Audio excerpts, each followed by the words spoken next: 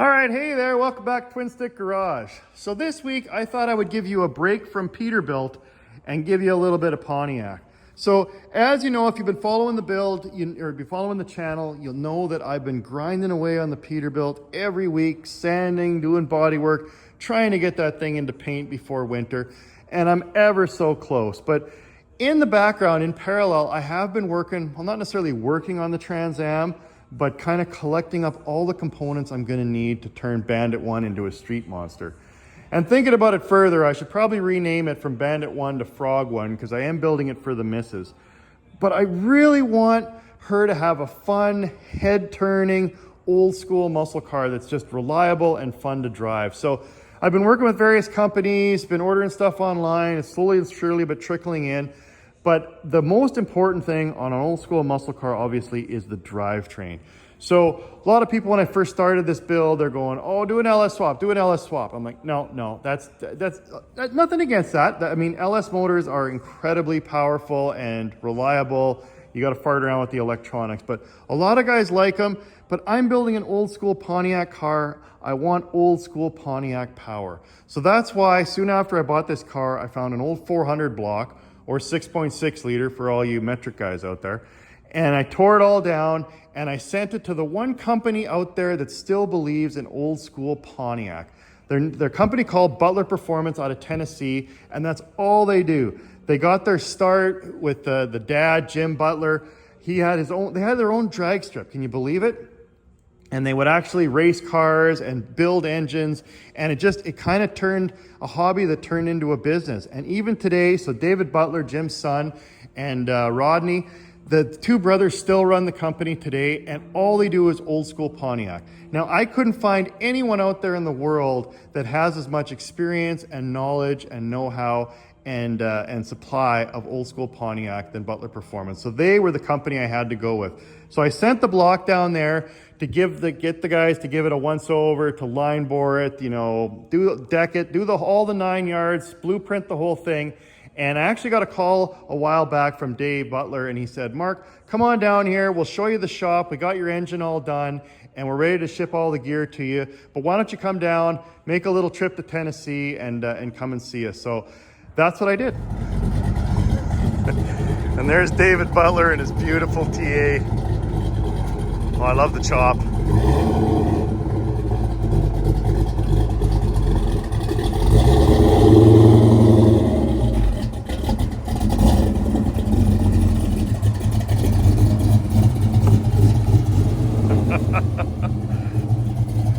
That's pretty sweet. Tell it's dirty, we drive them down here. Yeah, attaboy.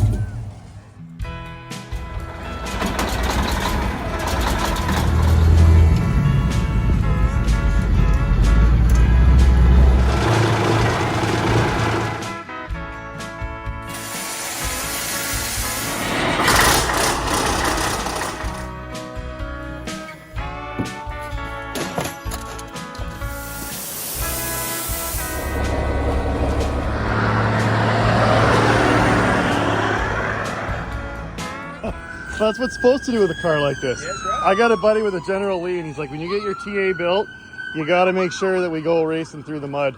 Yeah. And I'm like, I don't know about that, but he's convinced. So what year is this one? 77? 78. 78, yeah. Yeah, 4-speed car. Oh, 4-speed too. Yeah. Basically all original. Oh, man.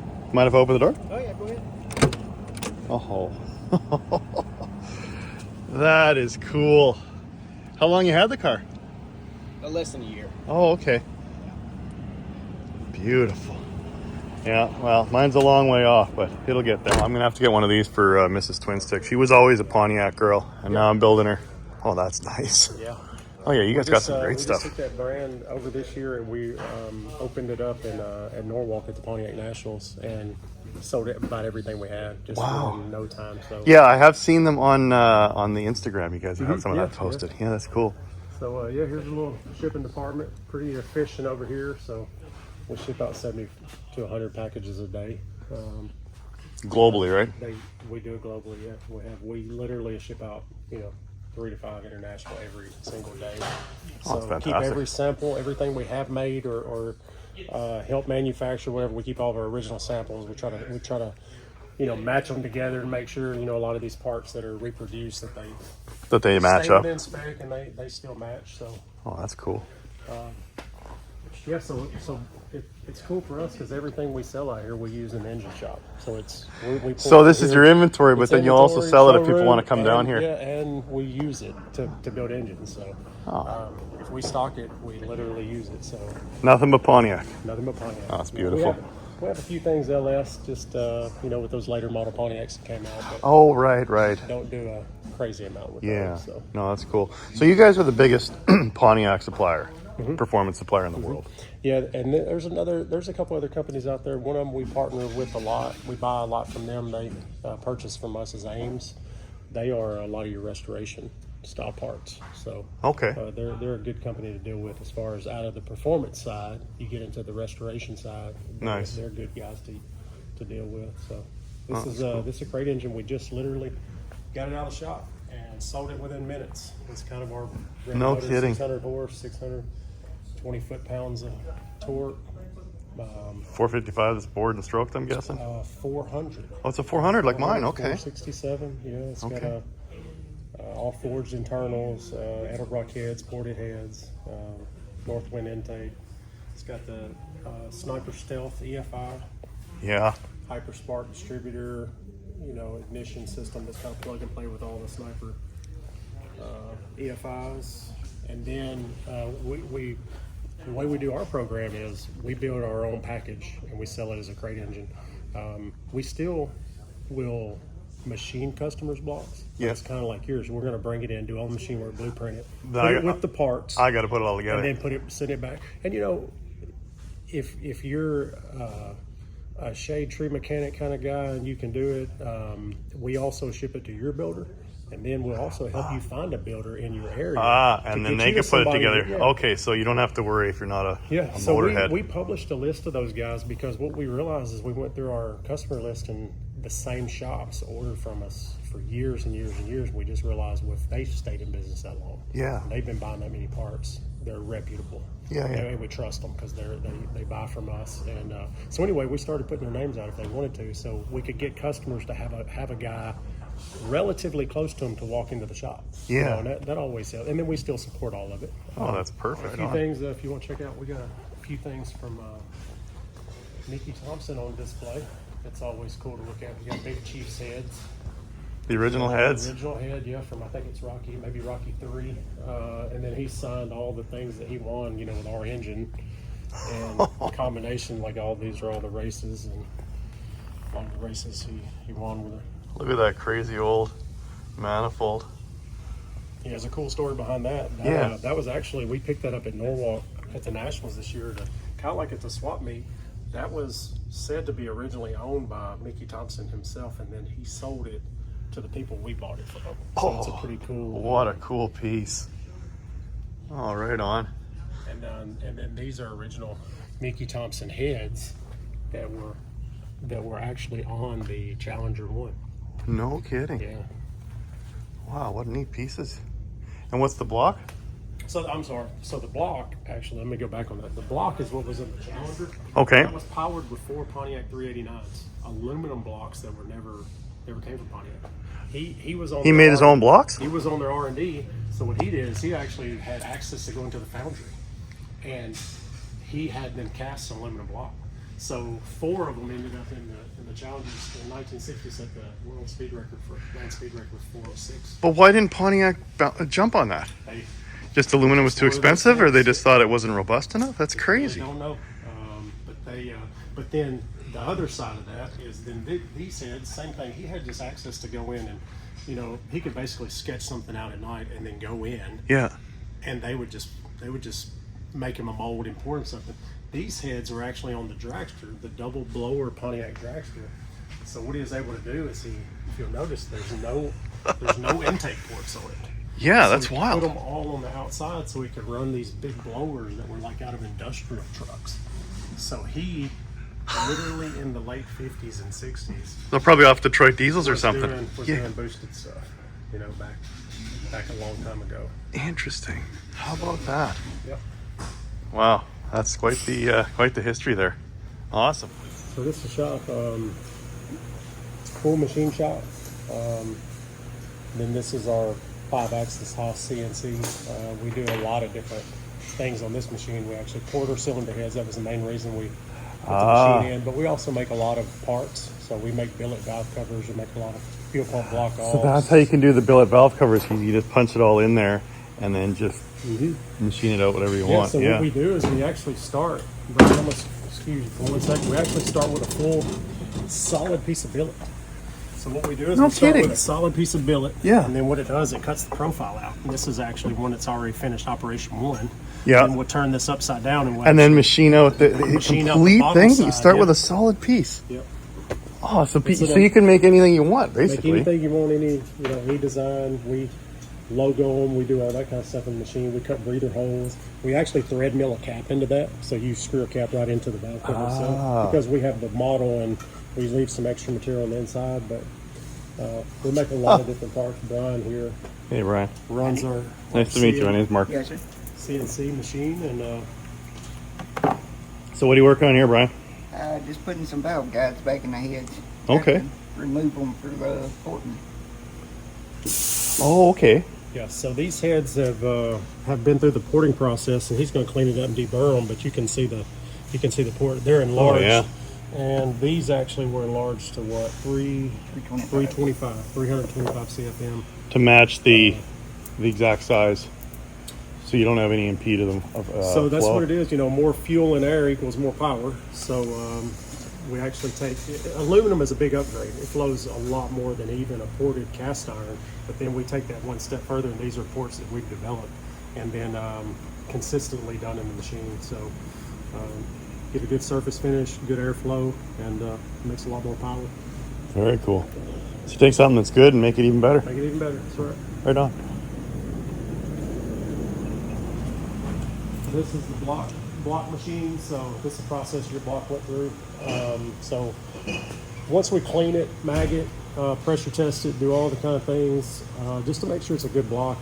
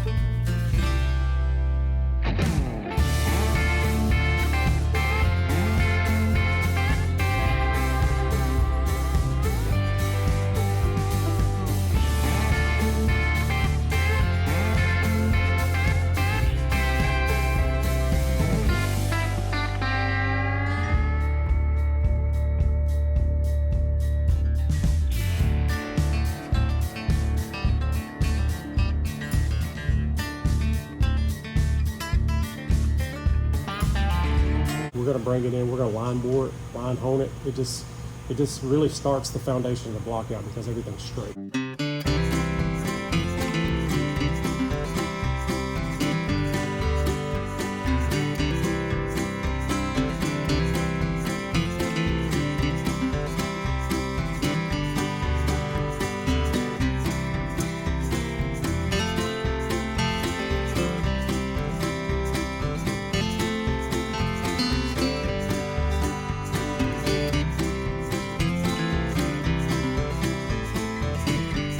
Then we can deck the block, get everything nice and square, and then we're going to come in and we're going to rough bore it. Yep. And then we're going to final bore it to the piston to wall clearance.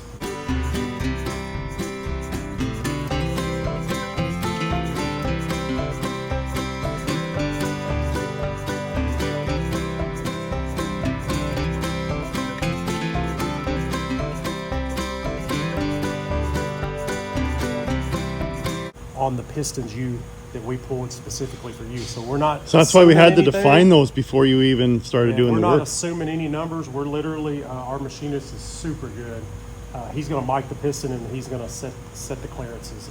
He actually, one thing he does that, if you think about it one way, it's kind of frustrating, but it's not for the consumer. Is he'll come in and he'll pick main bearings and bring them back. He's like, this one's out of spec, and he's going to, transfer and change main bearings until he gets the ones he wants. Wow. That are within the spec that they need to be so that the clearance is set properly. And So there's no guesswork at all. no guesswork. Everything's very accurate. Huh. So Very cool. we got head build room. So we also keep a test engine in so we can mock things up with some of our cylinder heads in here. Ah. So Oh, very cool. people talk about the cleanliness of the shop. Yeah. We literally don't get ready for anybody. This is how we work every day. We like to be clean. We like to. Well, that's the right way. It's easier to work in. It keeps you more efficient. You feel better. You're more confident. And Yeah, I could take lessons. What I'm going to need to do, because I've been doing body work on my Peterbilt in the shop, so there's dust everywhere. So before I unpackage anything and start building this, I'm going to make sure it's all clean and washed down. So this is our engine build room. So got a lot of different things in here. We do a lot of different. Rodney does a lot of things with race engines and things as well. So a little bit of everything in here. Wow. Yeah, like what's the deal with this guy? This is an all billet. Block. Yeah, all billet block. So what kind of power would that thing make? All They done. can make between 2,000 and 3,000 horsepower. 2,000 and 3,000. Wow. Yeah, and I may be off on that, but it's at least that much. Yeah. And even doing all the, I had all the CNC up here. Yeah. And I designed the ports and everything. So as we were going through that process and learning just the machining side, it gives us a new respect for the guys that can also do this. This happens to be, I think this is Bisner, and it's amazing what it's art. It's a lot of engineering, a lot of research and development, and then just super good skill. And you can see the different, Oh, wow. huge heads and billet crank, and it's just amazing what those guys can do with pieces like that. And it's all been machined. It's not like 3D printed or anything like No, that. it's all fully machined. And what they do is, because some of it you don't have access to because some of like the machine, the capability to Can't come get through in one there. side to get in. So Yeah. what they'll do is this is O-ringed. So literally they do it in pieces. In halves and bring it back together. They're O-ringed together. And, Hence all the bolts all the way along. yeah, Wow. So to think about that, it's an amazing amount of engineering and just Yeah. cool capability and Incredible. So the whole block is just milled. right out of a So this starts like a cube, like those, just like the valve cover. just like the valve cover. Ours is a big block of aluminum in it. Yeah. Really neat. So how long you guys been at this location? I think we've been here about 14 years or so. Blocks for days. So yeah, one of the things we want to keep as many Pontiac engines on the road as we can. So we do buy as many cores as we can. As you can find. get your hands on. Yeah, we buy them. We even pay when someone wants to sell us a block. We pay to bring it in. We pay all the money. Pay all the They shipping. have there's no anything that they have to do. So we bring it in. We pressure test it. Clean it. Just make sure it's going to clean up to a bore that's still usable. Those kind of things. Sometimes we'll have to sleeve them, but we want to keep as many. Well, they're getting harder and harder to find, right? Yeah, they are. And you don't keep any of the the 500. What was that awful number? 557. The 557. So what's You just crazy- pass on those, What's or what? crazy about that is those are still good blocks, believe it or not. It's just there's a capability Oh, there's a that you limit. need to stay. That it's only capable of so much power. And what it is the mains are thin. Yeah, thin the they mains thinned it down. out to save weight or something, is what I We've got read. one somewhere if we could show it off, but what it is they thin the mains down. So what we'll do with that one is we'll build those, but we want to stay stock stroke or 4-inch stroke instead of our 4-250 stroke, just to keep some of that pressure off of the main journals. Otherwise, it's just putting too much load on you those get too much journals. load and they will literally snap. Yeah. Huh. Yeah, but other than that, they're still good engines. I came in, they were in that 75, 76 year models, and there was a lot of them out there. So still very good blocks. You just got to know the capability of it. Just can't get too crazy. Huh, that's awesome. But with that, we now have access to aluminum blocks, cast iron aftermarket blocks, and aluminum. So these are We helped develop these with all Pontiac, and this is the. And there's Big other old aftermarket 4-volt blocks mains. You can it's on the market for Pontiac. This is the one that we build. So these come in like 4 145, 4 245, and 4 345 bores. So then you can make 505 and 535 cubic inch Pontiacs out of this. So, Cool. yep. You guys got tons of inventory just stacked up. Yeah, we try. 50 years from now, you guys are the only ones with Pontiac engines. We hope so. We've got, I think we got a test engine. Yeah, we got a cool little test engine on the dyno. Something we've been working on that we haven't released. We haven't released yet is you'll notice that's a tri-power EFI. Yeah. So we're soon to be coming to market. Is you'll be able to buy a tri-power EFI from us. Well, that'll be popular. You'll be able to buy it as a kit, bolt onto your own intake, or you'll be able to buy the entire kit fully assembled from us, ready, literally linkage hooked up and everything, ready to drop on your engine. So the tri-power is just iconic in Pontiac. You know, Yeah, for sure. Three deuces, But it was brutal to try and tune and set it up. It's crazy. Unless you were an artist or a magician. We've had a lot of good luck. It's just you got a lot of source, a lot of different parts. There's some parts you're going to have to make, things like that. But it's going to be a really cool system. Oh, right on. So And that's coming soon. coming soon. Yep.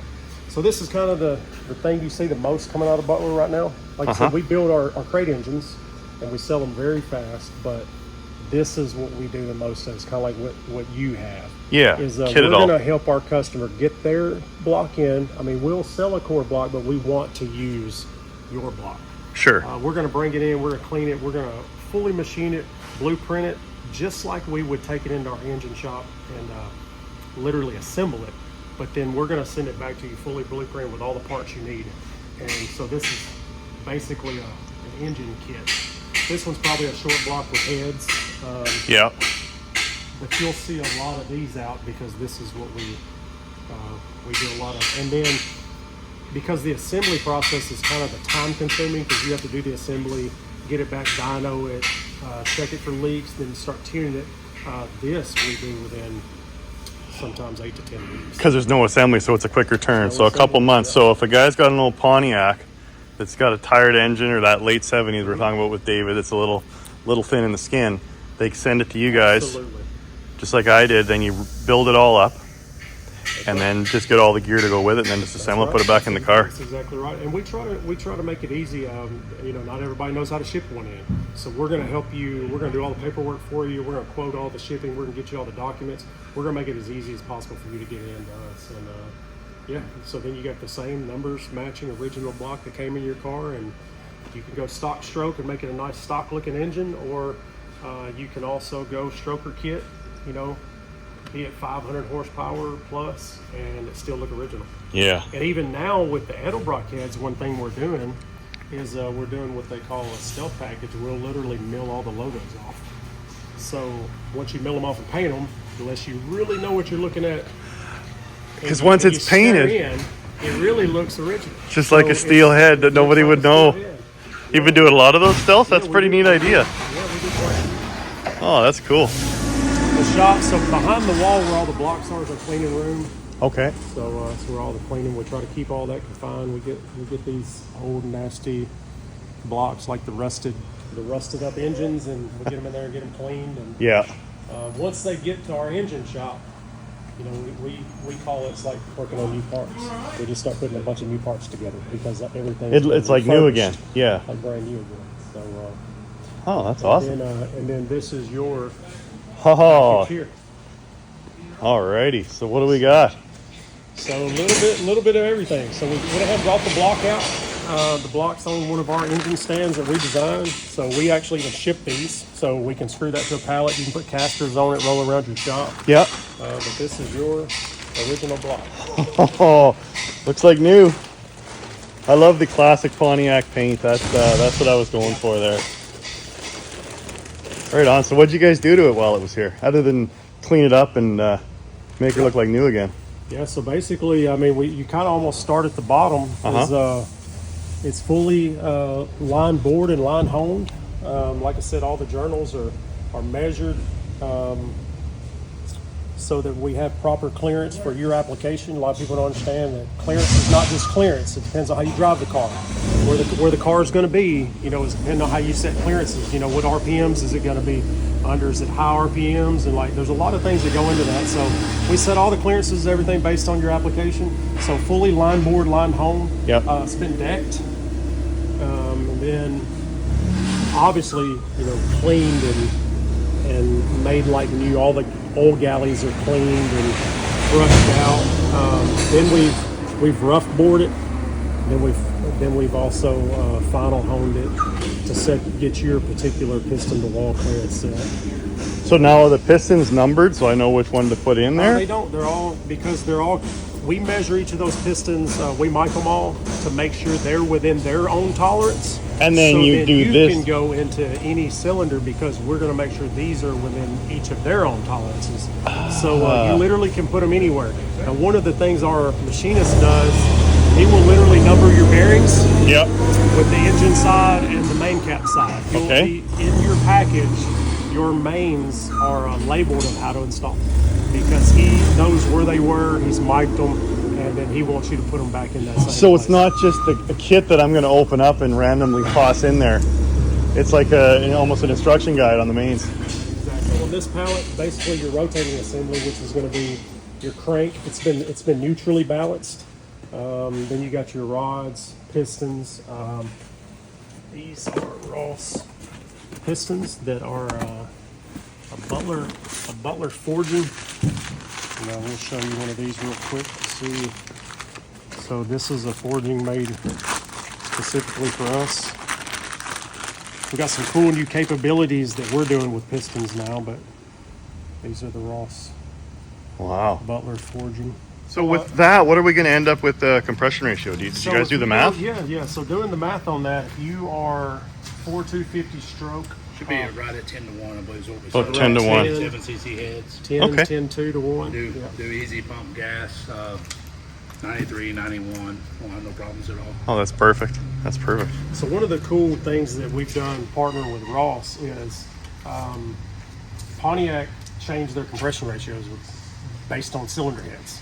So you can get anywhere from a 65cc to 111cc head. Okay. Well, we go to stroke that. If you have anything under a 96, you start to be above pump gas compression ratio. Then you get into thing where you're going to need to run race fuel. You're going to get pre-detonation if you don't, things like that. So what we developed with Ross is this actually is a thick crown piston. So we have a program in our CNC that we actually can cut a dish into this. Oh, okay. So if you want to adjust it, you can just throw those in there. Adjust it by we pick the dish size based on the compression ratio you want. If Yeah. you want 9.8, we're going to do the math. We're going to choose the right program that cuts you whatever size dish we need. We're literally going to cut the dish right into this, right in our shop. What it does is it keeps up. We can order our pistons more in bulk. We can buy more, save money, but we cut a huge lead time now. Instead of 8 to 12 to 16 weeks. To get a custom cut couple somewhere days, else. We're going to pull these off the shelf within a couple of days. We're going to send them through our CNC. Turn them down. Cut the dish. We're going to CC them. We're going to verify that you get the number you need. Yeah. And we're going to do it right here in our shop. Oh, that's perfect. It has really been a huge benefit. And we keep these in all the stock strokes, all the common Pontiac bores. We have them on the shelf. Very cool. Now, this was 30 over. So did you guys go 10 more? And we're doing 40 over? So if it was 30 over. Because I think there were 30 over pistons that when I took it apart. This right here. Yeah, we probably, depending, and that usually, the way we choose that is just depending on how the block can clean up. We're going to always do the smallest one. So we stock these pistons 4150, 4155, because sometimes you can clean up with just honing 5 more out.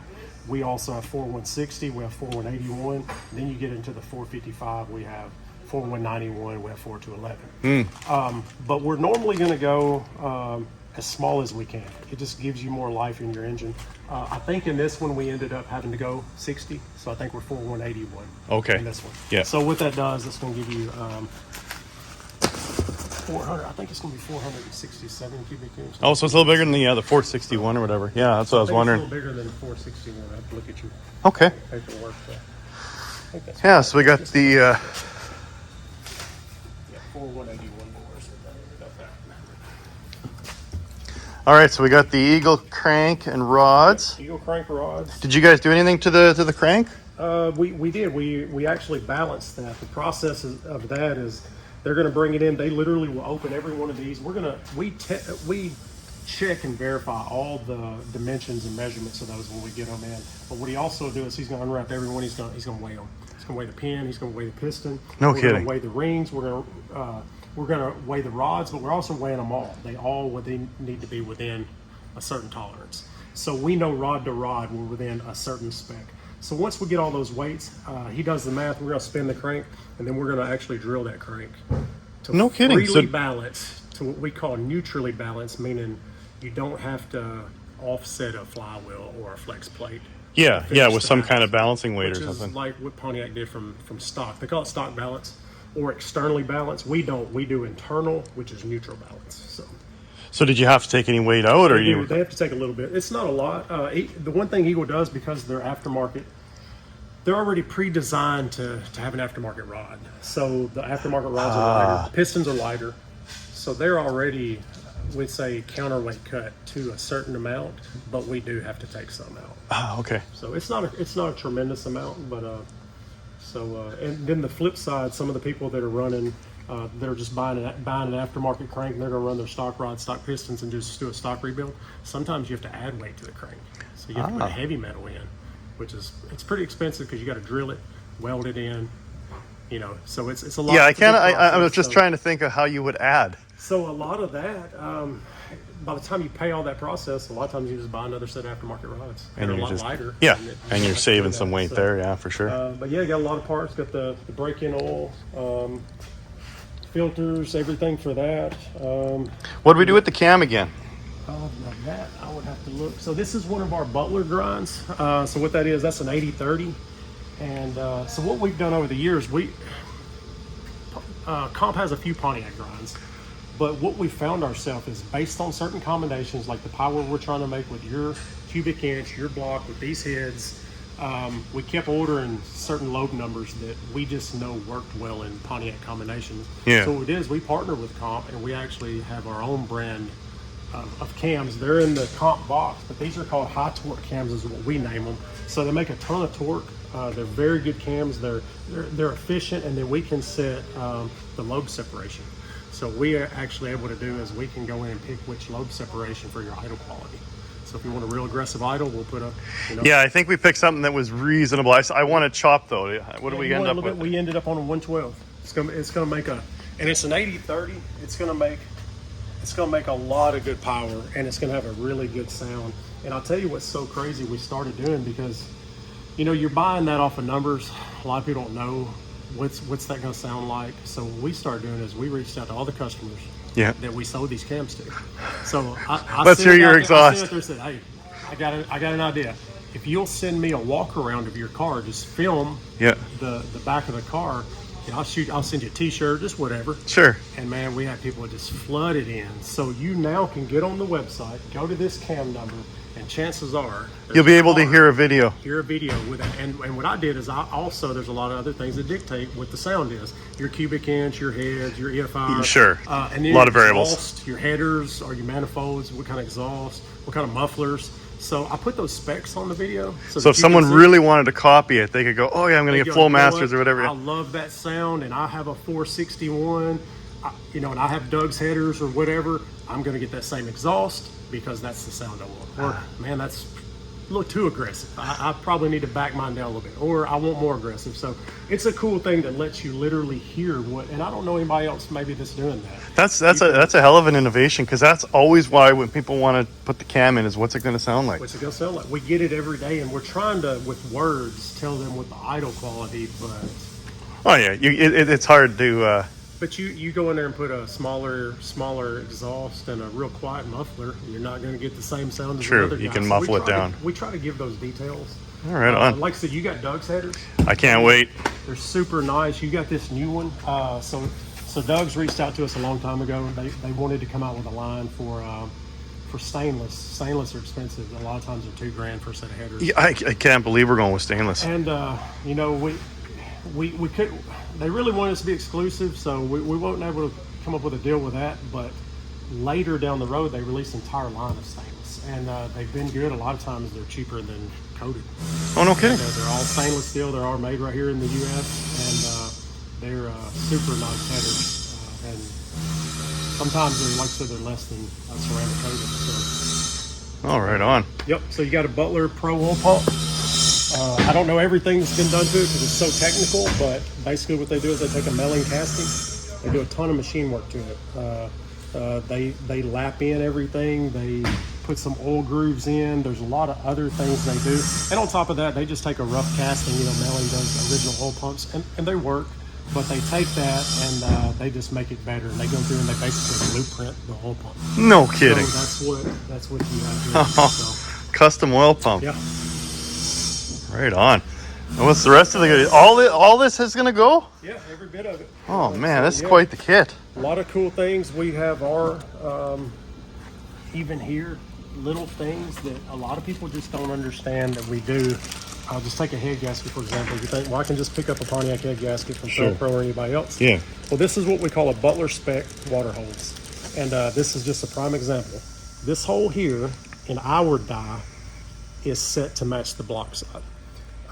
Some of the other guys, this hole is a lot bigger. It's closer to this size. Okay. And it's really close to the cylinder wall. So Ah. what we do is our holes are smaller because the water's only going to go through the smallest orifice. So ours matches the block side, and what that does, it gives you a lot more material between the water hole and the cylinder wall. Where you don't want it, This yeah. is a lot less likely to burn out right there. We've seen a lot of other gaskets burn out right here.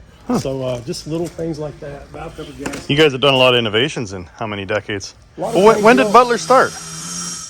I would really have to find the year. I don't know. But it would have been in the It was 70s? in the 70s. Yeah, okay. Yeah, and Rodney and David have been racing their whole life. Started with Jim, buying and selling Pontiac cars and parts. And, the boys started racing. They were fast. So naturally, people want to know, what are you doing? Yeah, wait, where'd you get the Pontiac's engine? going really fast, and lo and behold, it turns into a business where people want that engine. If they're running that car, they want those parts.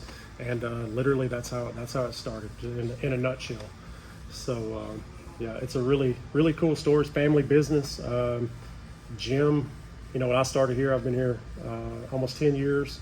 When I started here, Jim was answering the phone in the afternoon. He'd come in, he comes and talks on the phone, and just pleasant to be around. Dave's mom works in the office, and Rodney's the chief engine builder. It's just a really cool small business, but still a family-owned company. Family owned, second generation. It's just fantastic. Yeah. Oh, it's got a really good feel to it. So here's our little surprise for you. Oh, So yeah. So what we did is, I kept asking. those are beautiful. Asking Chuck, we love custom valve covers. It's one of the things we do here. So we asked Chuck, and he's like, "Well, we think Mark wanted just something kind of normal." And we were like, "Well, we can't just do totally normal." So, Oh, that is so we did beautiful. a set of our custom covers. We milled in the retro Trans Am, we call it. But this one's one that there's probably only one other set in the world that's designed like this, that has the Pontiac and the Butler at the bottom. And then we put the Screaming Chicken on a couple of your breathers. It's got our Oh, that's got our oil fill beautiful. cap, really nice oil fill cap that's bolted in. So that it's O-ring, so it's a pretty cool Oh, wow. oil fill. It's gonna be on the passenger front. Beautiful. Really You nice, guys went above and beyond with that. Thank you We- so we love much. those custom covers. Very cool. Very cool. So yeah, a couple other things. There's heads we'll get to. One cool thing is Yeah, it's like Christmas morning here. we partnered with Scorpion. They make our Endurance Series rockers that we've been running for years. So if you get online, you see valve covers off and you see some blue rockers. They're going to be Scorpion rockers. Okay. But there's a lot of math that's just always assumed in any rocker manufacturer. So what we did is we reached out to Scorpion directly and designed a rocker with them. We branded these as true ratio because we've done the math. Really? We know the ratio. When it says 165, it's going to be 165.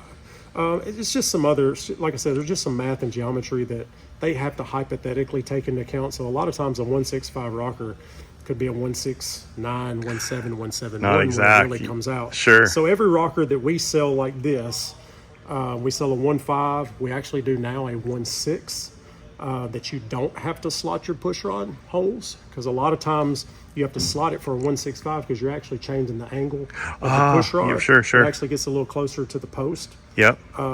So you have to slot the head, which we do that in our CNC program. We slot those. But we sell a 1.6 so a customer can get a little more lift, but they don't have to go through that machine work process. So, and it is truly a 1.6, which we are doing a 1.65 for your application here. So Oh, that's awesome. really cool rocker, very nice, good quality. I love the little Butler that you guys put on there Yeah, too. we had to get Butler put on it. They're made in Florida. They're another one of those American-made companies. So. Right on. Um, So then the heads? Yeah, so last is going to be, let me step around this side more. Oh, those are gorgeous. And I this almost one. don't want to cover those up. So this is, so Oh, this is the man. Butler heads. We got them all taped up. So this is the ones that are, we just talked about it a minute ago on the CNC. Man, that's A very nice gorgeous. port work.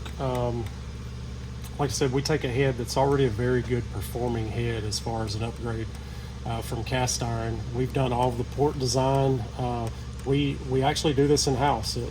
It's a couple of years of development, but we really have control over these ports and models in our software, and then we write the tool paths and we literally put it in the machine and mill it out. And like I said, you saw that process up there, but it really opens them up, and I think we did 325s on these. Yeah, adds a ton of air and fuel. And then there's a second thing we do that just goes along with heads is anytime you restrict it, you restrict your airflow. So you got to start at the top. And so what we do also is we port match the intake ports to match this.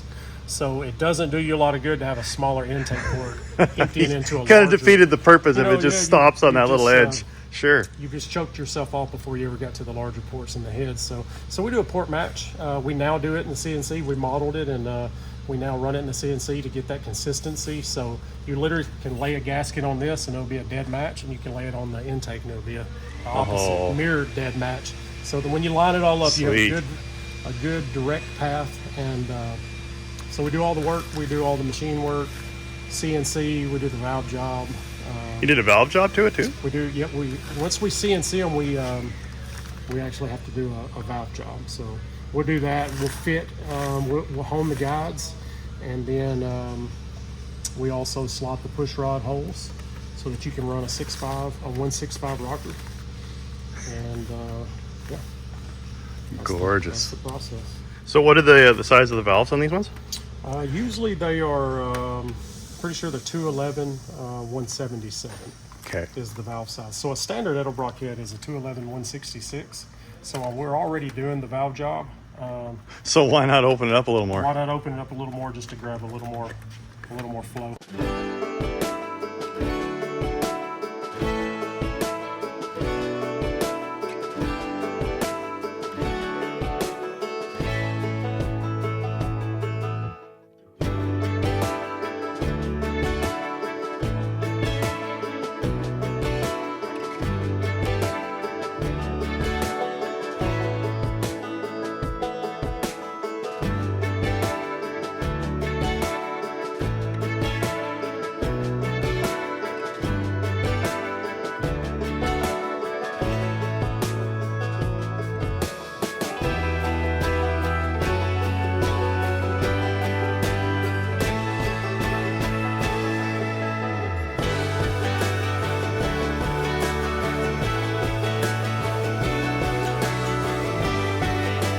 They're beautiful heads when they come out. Let's start. So we also, the one thing about, we offer a couple of things, even if a customer doesn't need the airflow.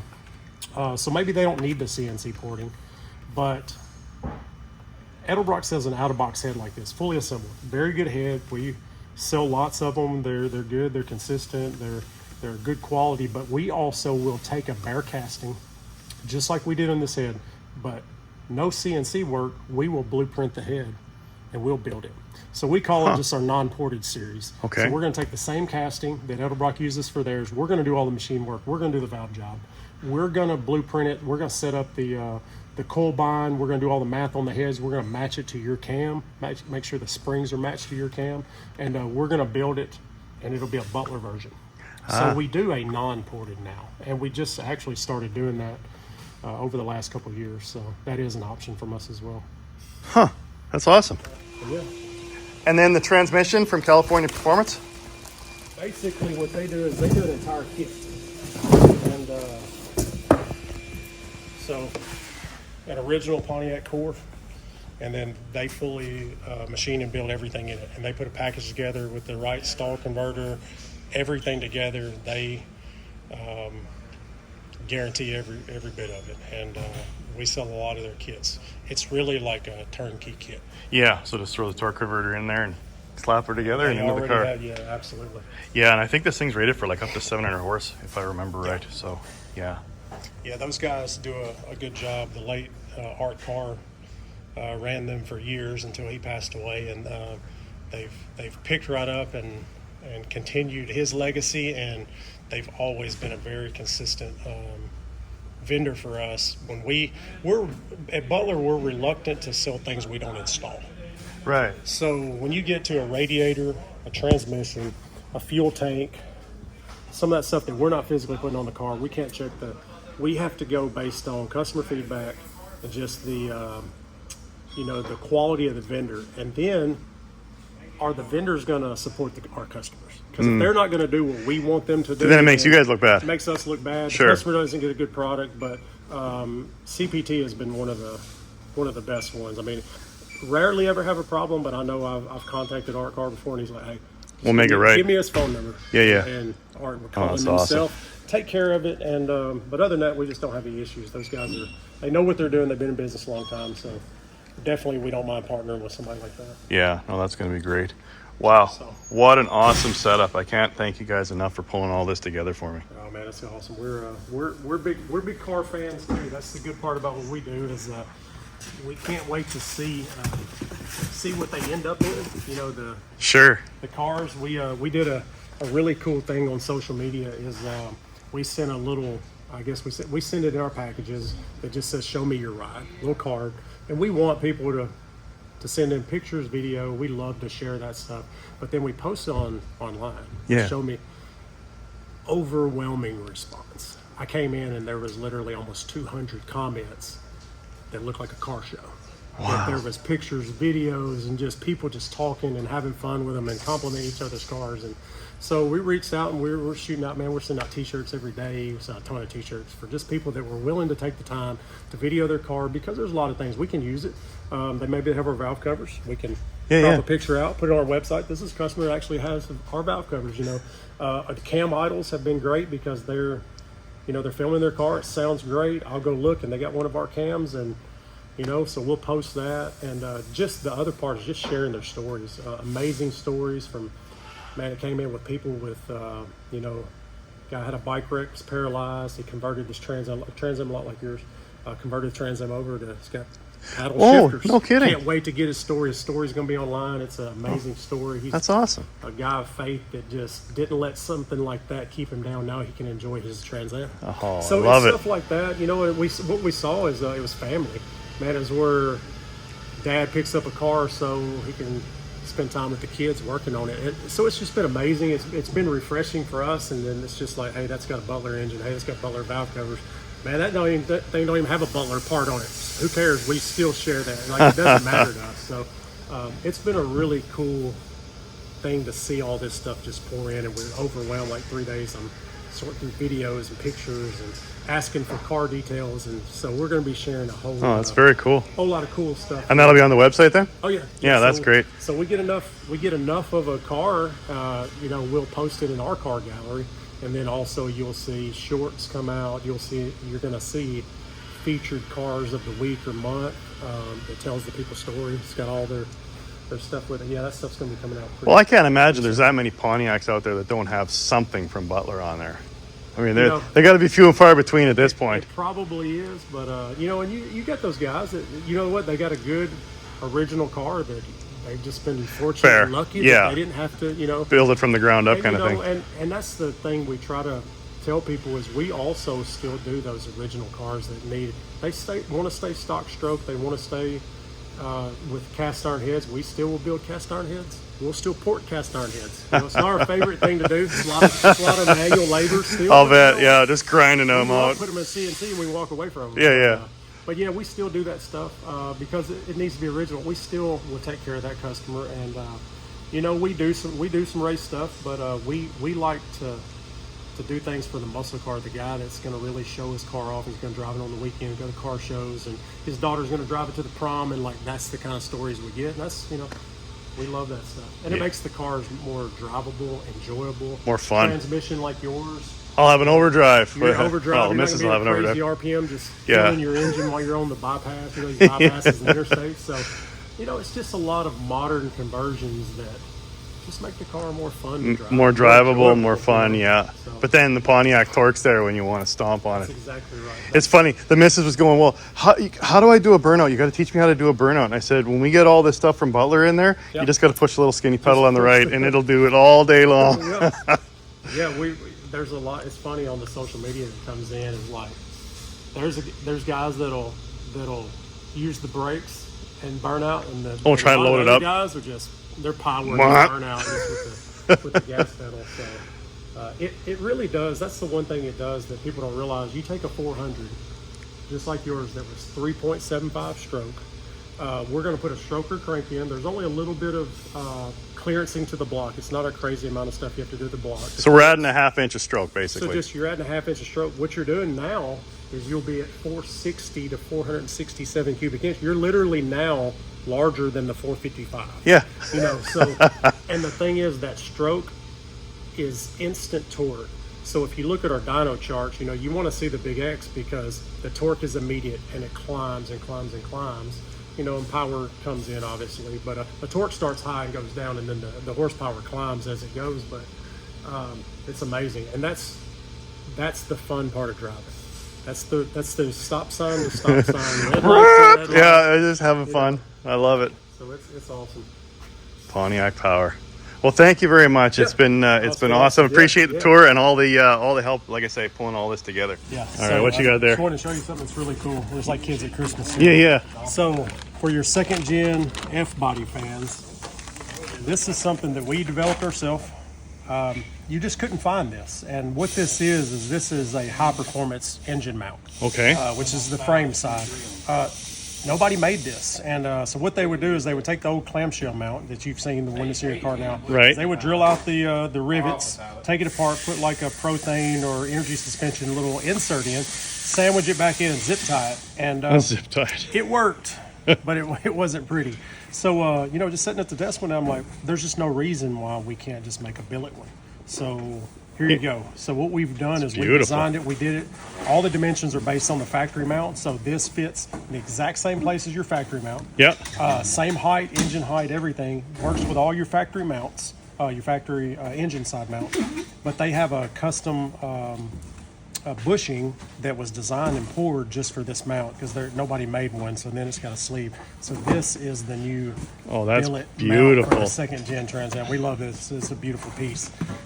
But anyway, That's so nice. Such a shame it's going to be performance, hidden way up Yeah, underneath it's the gonna edge. be- You'll it's never gonna see be it. hidden, But the cool thing is, it's it's going to give you it's going to give you a performance mount. It's going to have some dampening, but it's going to be strong. Pretty enough much to solid. Handle all the torque. Yeah. That, Oh, that's lovely. it's going to have. So Well done. cool. Look at that. Isn't that beautiful? So this is the 204R transmission, Art Car transmission, CPT, California Performance Transmissions. They build these, they custom build them, all new innards. They basically just use the stock shell and they put everything new on the inside.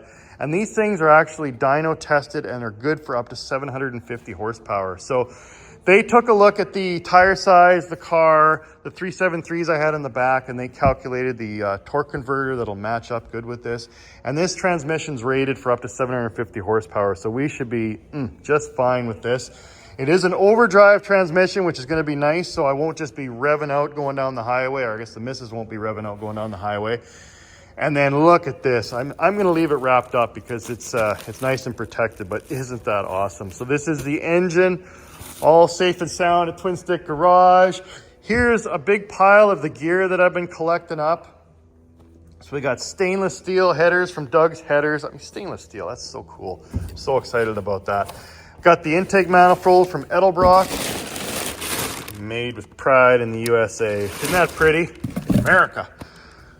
I got Eagle crank, Eagle rods. What else we got? We got cold case radiator, the pipes, exhaust, whole bunch of stuff from Butler. There's the torque converter that CPT sized up and made for the car. There's the comp cams with the Butler grind for all you gearheads. There's the exact numbers, but I think that thing's going to be nice and choppy.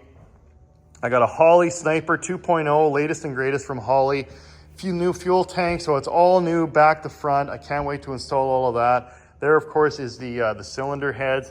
And I've also got this, Butler got me in touch with this company called Gen 1. They make these specialized brake boosters because when you have really lumpy cams, high lift, long duration, the stock brake booster doesn't really have the same oomph. It does it well because it's just so low vacuum at idle. So it almost turns into manual brakes. So that's a specialized brake booster for F-body Camaros. So I'm looking forward to installing that with the Willwood brake caliper, the master cylinder and brake calipers. Now, the main reason I haven't started installing all the Willwood, because I have had that stuff for a while, is because the Hotchkiss rear leaf springs, rear sway bar, and frame connectors are on back order. I'm still waiting for those to come in so I can actually put wheels on the back of the car. And then I still got to do, obviously, the body work. I need my buddy Blake to come and help me weld in those corners. And yeah, I mean, I figure I can get this car, with any luck, on the road by next summer. So that's going to be the goal, is to work on it through the winter. Now, you'll probably also notice that I've got the lift turned sideways. The car was always pointed this way for the longest time so I could back Snowman under it. And there was a couple of reasons for that.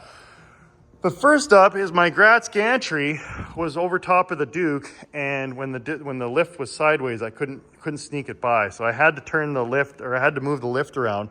Now, that's the beauty of the Wildfire lifts, is you can just actually put the wheels on there, lower it down, and then just give it a spin.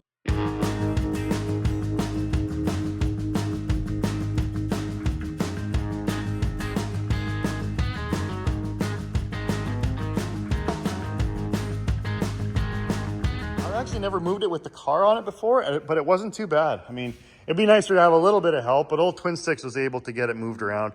And so now what I might do, I mean, as sad as it is, I might leave Snowman outside now, maybe for the winter, because it's just going to be easier to work on, and it gives me a lot more room. And I've got another cool thing that just arrived today, actually. It's the Vivor inflatable paint booth. Now I'm really excited about that because I can actually, it's not big enough to do the Peterbilt, unfortunately, but I can actually just set it up. It'll fill out this stall. I can put the Trans Am in there, and then I can paint this winter because you can just have the exhaust paint fumes go right out under the door. So that's going to be awesome. And then I don't have to hang tarps or nothing, so I won't have a bunch of overspray. So I'm really excited to try that out down the road once I get all the body work done on this car. So that's the update on the Trans Am. Lots of cool stuff coming on the Bandit one. Or like I say, I should rename it the Frog one build. But there was one more thing that I wanted to show you that I actually got recently. All right, so as you know, I'm not only building the Pontiac Firebird Trans Am from the movie Smokey and the Bandit. I've also got the 77 Pontiac Lemans. I'm trying to build up the Buford cop car so I can have the trifecta, I say, the Buford car, the Snowman truck, and the Bandit 1 Trans Am. So I found that car earlier this year. I bought it. It was out of province, but I mean, it was such a find to find the baby blue interior with a 4-door 77 Le Mans that wasn't trashed, because nobody kept 4-door cars. And so I went and picked it up. Now, because it was out of province, it needed a formal inspection. So I took it to a great company here in town, Park Muffler, just inside of Sherwood Park. And they're a great bunch of guys there. They really helped me out with it. They actually helped me delete my diesel, put the dual exhaust on my daughter's car, and then they helped me with this. So it had a leaky fuel tank. It needed, what did it need? Brakes, wheel bearings, input seal on the diff. So since it was there, I just thought, look, I'll drop ship you guys the parts. You put them on there, put the windshield in, and then give me the certificate so I can get a license and registration and a plate. So I'm good on the car now.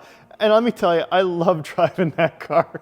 I mean, it's just a big old boat, but I mean, I'm a kid from the 70s, and just riding around in those old boat cars, it's like a time capsule, listening to a scratchy AM radio.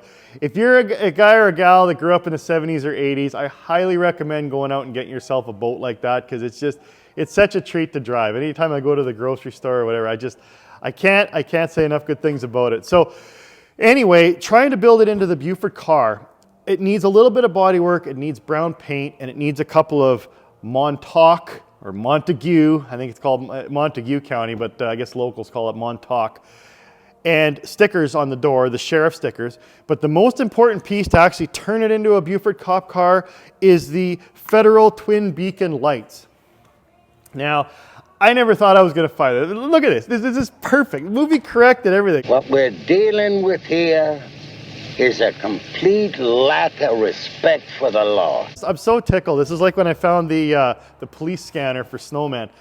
So I started doing some research. I started looking for the lights, and you could find the lights themselves in various condition.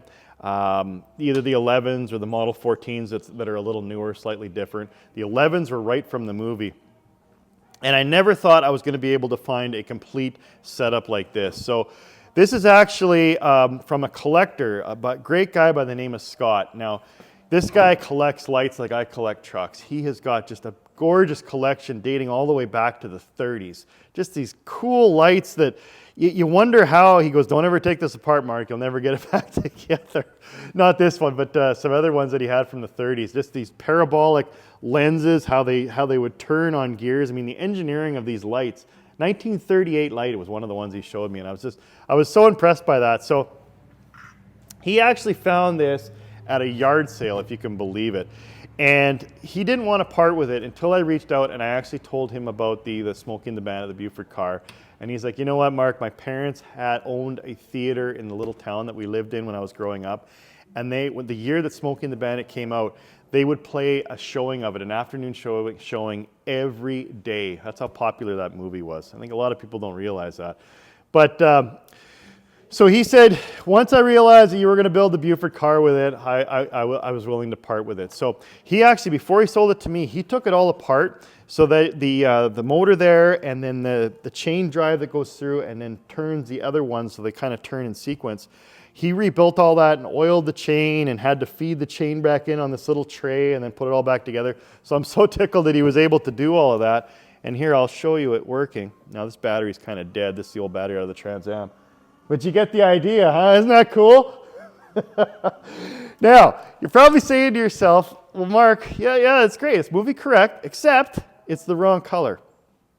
And that's very true. The amber lenses are easy to find. The red ones are a little harder, but the blue lenses are like unicorns. They don't exist. So Scott actually had 2 blue lenses, and he was willing to part with them. New old stock. I don't even know where he got them. Look, they're still wrapped in plastic. Isn't this awesome? Though the plastic's so old, it's 40-year-old plastic. It's coming apart as I take it apart. So look at that. So the way this works is these guys just kind of snap out. Yeah, there you go. And the lens goes on.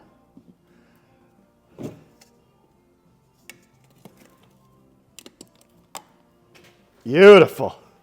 And now we are Buford T. Justice chasing the Bandit. So that is so cool. I'm really excited about that. Can't thank you enough, Scott, for being willing to part with this light bar. It's going to a good home. Can't wait to get it on the Buford car. Obviously, I still need to do all the body work on it, so I'll hold off trying to mount it. I got the mounting arms as well.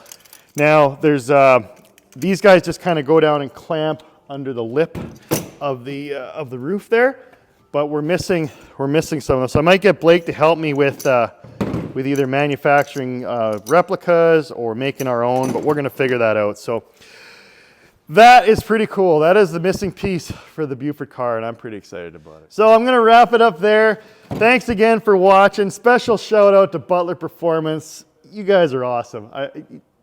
Perfect. Can't wait to put that engine together and put it in this car. It's going to be fantastic.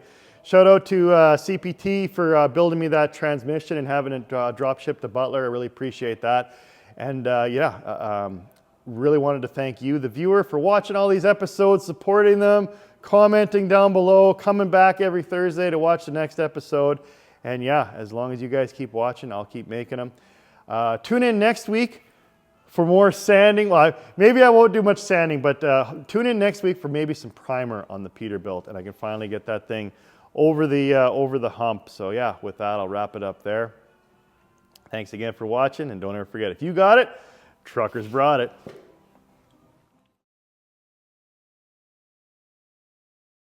I was wondering if you can give me a little bit of history on Butler Performance and kind of where it started and how you got to where you are now. Yeah, absolutely. So we started as a family business. Started with Jim Butler, our dad, my brother and I's dad, Jim, my mom. It was a true family business. We all worked together. I've done this all our lives. Yeah. My brother and I have. It's all we've ever done. And so started, I mentioned before, my first car was a 77 Trans Am. I got that when I was 12. That's awesome. Yeah. No driver's license. You No, barely see no. over the steering wheel, probably. No, I literally, funny story. I had cushions in the seat to drive it around. I sure did. And so Dad owned the drag strip, local drag strip. He owned his own drag strip. I didn't know that. Okay. Sure did. Ran it for 30 years, going on 30 years. And so we could race when we were 12 because Dad owned the track. Nice. Yeah, and so my first car was a 77, and my brother's first car was a 65 GTO. Dad had been restoring GTOs himself. He had them in the 60s, and then in the early 80s got back into it. And then the racing our own cars led to us building our own engines, and that led to the engine business. And But so it was always Pontiac. always Pontiac. Your dad was Always. just set, like there was nothing Oh, else. he loved GTOs from the time he was a teenager. The first time he ever saw one in high school, like a lot from that generation. And my first ride in a GTO, I remember it like it was yesterday. He had a Mayfair Maze 65 GTO, the first one he fixed up in the 80s when he got back into GTOs.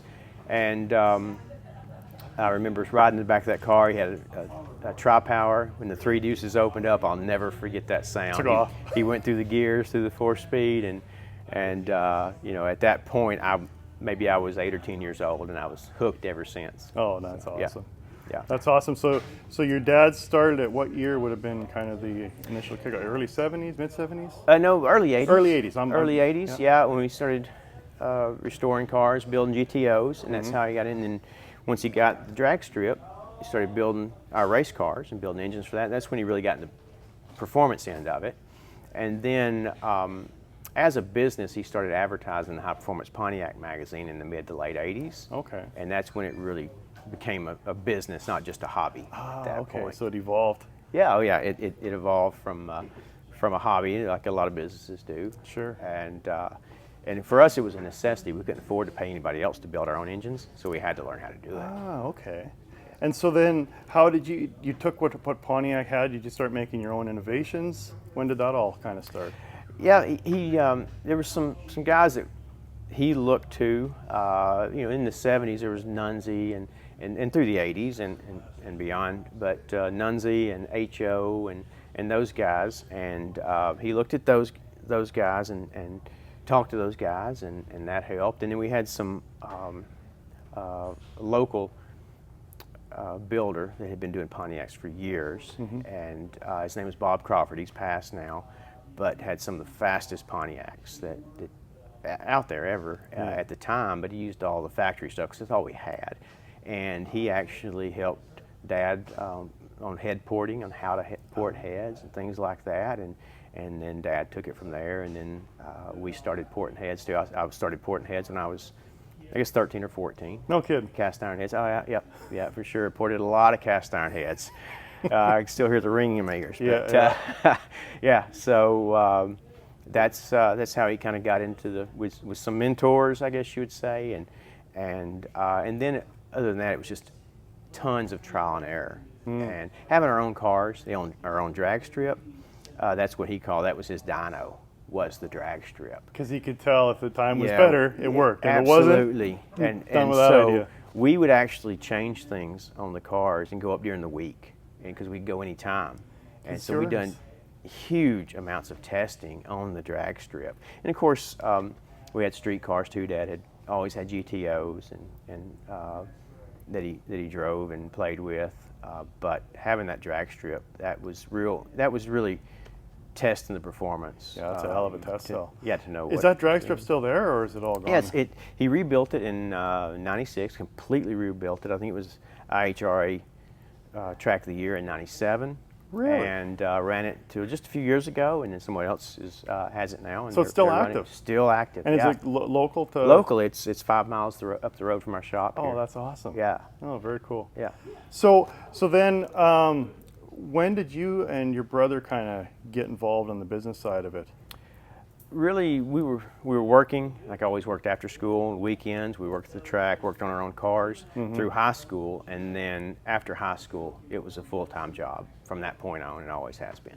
And then the business has continued to grow, and now you send parts all over the world. And Butler's the biggest for Pontiac. There's nobody else out there. Well, we do a Pontiac lot. engines. We do a lot, and Yeah. we work hard, and we've got a lot of great customers. And even sometimes I have to look around and think, wow, there's this many Pontiacs still out there, and we got, like you said, we got customers all over the world. Oh, it's And fantastic. It really Keep it alive. amazes us to this day. Still. Well, and everyone's, a lot of the, obviously, when I first brought that Trans Am home, started tearing it apart, people would go, oh, put an LS in it, do an LS swap. It's like, Right. no. It's a Pontiac. You're going to put Pontiac power in a Pontiac car. Yeah, absolutely, and we're absolutely for that. Over the years, we get a lot of calls for LS stuff, but it was always customers of ours who had, say, a 65 GTO, Yeah. and then they bought an 05 GTO, or they bought a 2000 Trans Am. Yeah, the more modern So they version. would automatically call us. So we did a separate website. We do some LS parts, but mainly we specialize in Pontiac branded LS parts. Yeah. One thing we don't do, and you won't find it there, is any swap. No swap kits There's on the shelf here? no swap kits. So that's I like not. it that way. Yeah, we're Pontiac, traditional Pontiac guys, through and through, and glad to help some of the later model guys with Pontiacs. Yeah. But again, don't call us for swap stuff, because that's not what we do. Oh, that's awesome. That's Yeah. awesome. Well, once again, I can't thank you enough for all the awesome work that you did Yeah. pulling that engine together. And now, like I said, I just got to go and piece it all together. And Yeah. I'll be calling for any help along the way. And I really look that's- forward to getting it running. And that's what we do. When we do these kits, we spec everything out. We hope you have every nut and bolt that you need. Every gasket should be there. Okay. And then any tech you need, that's what the guys do. We're on the phones, emails all day. So I can call a friend if I'm Call sitting in the shop there. and Phone a something's not friend quite if you right. need it. If you have a problem that you can't figure out. That's what we do. Awesome. Absolutely. Well, thank you so much, Dave. Been great meeting you. Yeah, you too. Thank you.